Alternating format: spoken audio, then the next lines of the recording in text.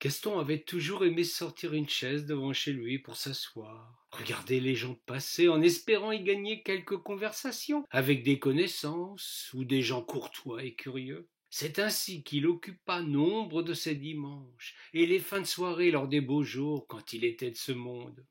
Il n'y avait alors rien d'incongru dans ce plaisir simple, économique et distrayant.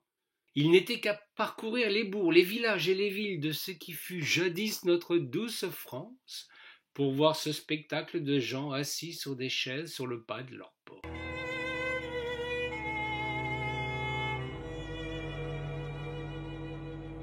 Gaston, mort et enterré depuis belle lurette, personne n'avait jamais souhaité s'installer dans cette vieille bicoque au confort si désuet qu'il était inenvisageable de la louer. La masure était donc restée en l'état, oubliée de tous, puisqu'à l'écart d'un centre-ville en pleine rénovation.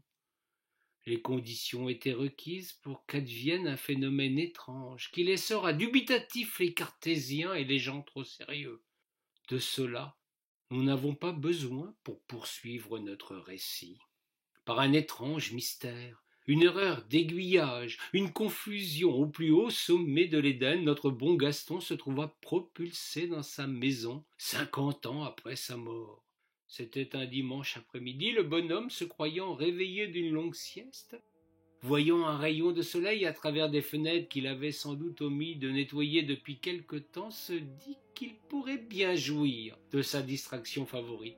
Gaston tira sa chaise et se mit en faction, guettant le premier venu pour tailler une petite bavette. Il s'installa, la casquette vissée sur la tête, sa ceinture en flanelle lui couvrant les reins. Il se sentait bien. Il avait retrouvé cette joie de vivre qui lui avait fait défaut depuis longtemps. Il regarda tout d'abord avec surprise cette rue qui avait bien changé. Les maisons s'étaient transformées, tout habillées de crépis, de fils électriques et de curieuses casseroles sur le toit.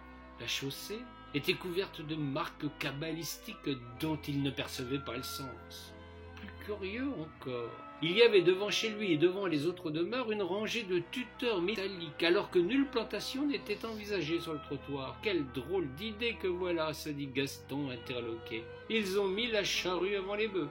Ce qu'il surprenait plus encore, c'est qu'il n'y avait pas âme qui vive dans cette rue. Seulement 2 ou 3 véhicules, sans doute des automobiles, mais de forme et de couleur totalement inhabituelles.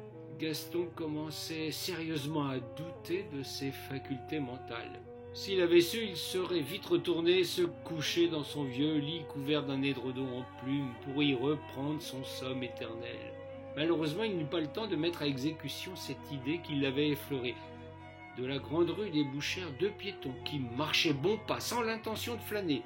Plus étrange encore, ces 2-là avaient un curieux foulard devant la bouche, ce qui explique sans doute qu'ils passèrent devant Gaston sans même un bonjour. Le vieux n'en revenait pas. Le temps passa, sans que les voisins se mettent eux aussi en faction, tout comme lui.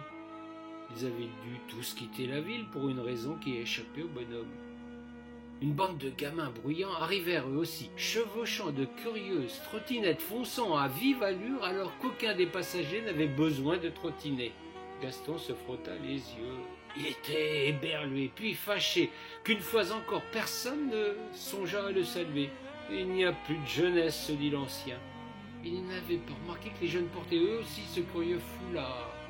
Ce petit détail aurait dû lui mettre la puce à l'oreille et l'avertir qu'il serait plus prudent de fuir l'endroit. Et là, il n'eut pas cette présence d'esprit. Un nouveau groupe passa devant lui.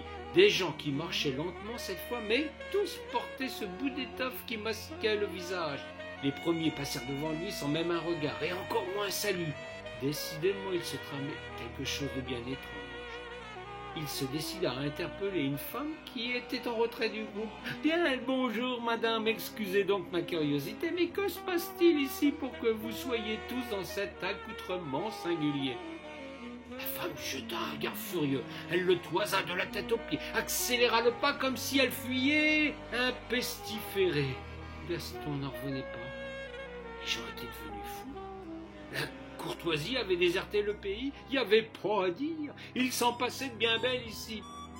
Gaston songea même à ôter sa gapette pour se gratter le crâne et pouvoir ainsi mieux réfléchir, quand il vit se précipiter vers lui deux individus en tenue guerrière. Les hommes belliqueux avaient manifestement l'intention de lui chercher noise. Gaston ne pouvait imaginer le contraire. Ils avaient la mine contrariée et l'aspect à vous faire froid dans le dos. Gaston n'eut pas le temps de les saluer aimablement quand les deux canailles beuglèrent sur lui plus qu'ils ne lui adressèrent la parole. « Le masque! Le masque !»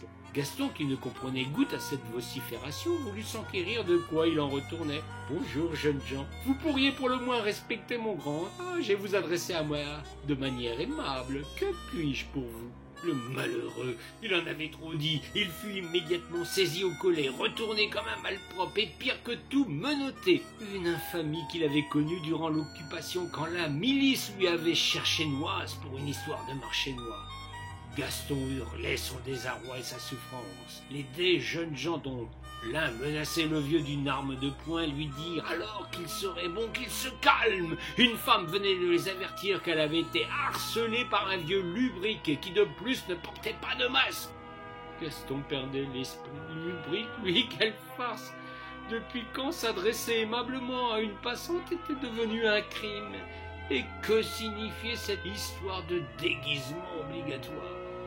En dépit de son âge, les deux furieux le traînèrent jusqu'à un véhicule blanc peinturluré de bleu et de rouge, et étrangement bruyant un phare perché sur le toit. On lui colla sur la gueule ce qu'il prit pour un bâillon.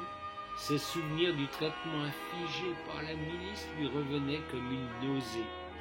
Il vomit sous le bout de tissu. Il perdit connaissance, s'étouffant avant que d'avaler son bulletin de résurrection. Gaston se retrouva une seconde fois devant le bon Saint-Pierre. Celui-ci le reçut à bras ouverts.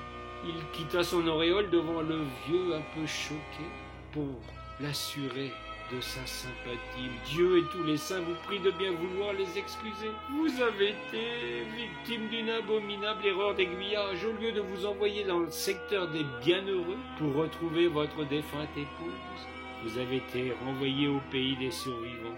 Comme vous avez pu le constater de vous-même, le diable a gagné la partie. La terre est devenue son domaine. Les gens sont fous, discourtois, violents et surtout ne respectent plus les anciens. Vous faire la liste de leurs errements serait bien trop long. Vous êtes bien mieux ici. C'est ainsi que Gaston retrouva sa Laurence et qu'ils vécurent une éternité de tranquillité. Là-haut, ils peuvent encore rencontrer des gens qui sourient aux inconnus, les saluent et leur parlent de manière civilisée. De cette aventure, Gaston cessera définitivement de regretter sa vie passée. Il savait désormais que le monde avait perdu la raison.